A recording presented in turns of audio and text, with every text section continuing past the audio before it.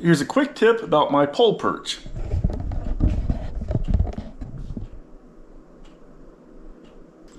So it's essentially just a round screen perch.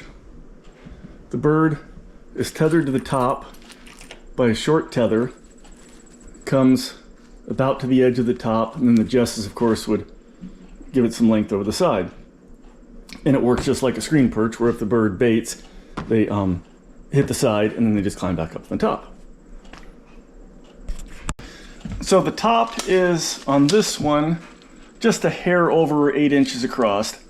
And this is a great size for anything from, say, a terrestrial peregrine on up to female gyre. It's pretty universal in that respect. Obviously, if you go something smaller, you go smaller. The sides are canvas, and underneath the canvas, you can use anything you want to stiffen it. On mine, it's a 1/2-inch square hardware cloth, but it's made out of plastic, not wire. But you can use chicken wire, hardware cloth, really anything you want, just to give it a little bit of stiffness. Because if it was just canvas, it might be a little bit floppy. Unless you stretched it real tight, then it would probably be okay. The height of it is 54 inches. And I like that height because it's easy to get the birds. They're high enough to feel comfortable and all that kind of stuff. But obviously, if you build one yourself, suit it to yourself. If you're shorter, you might want it shorter.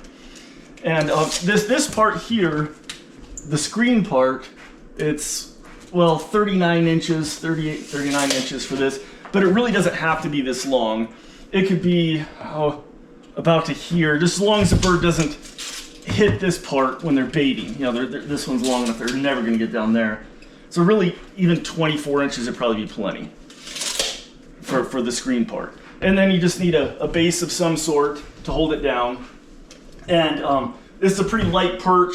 So you can see on the back here, I've got a couple of blocks to weight it down, to hold it, to keep it from tipping over. And these are just retaining wall bricks. I got them because they were nice and solid and heavy, and they had a little bit of an angle they fit, you know, in the spot nicer. So, and then I just put a drop cloth, a towel under, a sheet underneath it. You can add extra towels if you want cleanup easier. And there you go. Pretty much all there is for a pole perch, sometimes called corn dog perches, sometimes called Peter perches. And they're pretty handy. But anyway, as always, thanks for watching.